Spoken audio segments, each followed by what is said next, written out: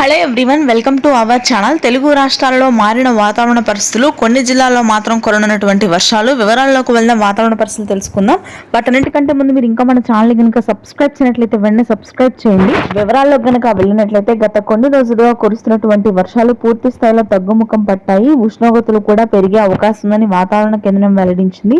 హైదరాబాద్, అమరావతి వాతావరణ శాఖ నివేదిక ప్రకారం కొన్ని జిల్లాల్లో మాత్రం 2 రోజుల పాటు వర్షాలు కురిసే అవకాశం ఉంది. ముఖ్యంగా చూసుకున్నట్లయితే జయశంకర్, భూపాల్పల్లి, ములుగు, వరంగల్, హన్మకొండ, జనగామ ప్రాంతాల్లో తేలికపాటి నుంచి మోస్తరు వర్షాలు, నల్గొండ, నాగర్ కర్నూలు, రంగారెడ్డి, యాదాద్రి ప్రాంతాల్లో రేపు ఎల్లుండి చిరుజల్లులు నమోదవుతాయని, మిగిలిన అన్ని ప్రాంతాల్లో కూడా దాదాపుగా పొడి వాతావరణం ఉంటుందని వాతావరణ కేంద్రం వెల్లడించింది.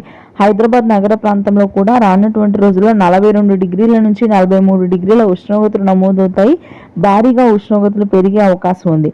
రాయలసీమలో యథావిధిగా ఉష్ణోగ్రతలు కొనసాగుతున్నాయి. ఎటువంటి వర్షాలు కురిసే అవకాశాలు లేవు. కర్నూలు, కడప, అనంతపురం వ్యాప్తంగా రికార్డు స్థాయిలో ప్రస్తుతానికి 45 డిగ్రీల ఉష్ణోగ్రతలు నమోదు కానున్నాయి. మార్చి చివరిలో నమోదయ్యే ఉష్ణోగ్రతలు అత్యధికంగా ఉంటాయి. ఉత్తర కోస్తా, అదేవిధంగా మధ్యాంధ్ర జిల్లాలో కూడా ఇదే పరిస్థితి కొనసాగుతుంది. ఎటువంటి వర్షాలు నమోదయ్యే అవకాశాలు లేవు కోస్తా తీర ప్రాంతాల వెంబడి. Thanks for watching this video.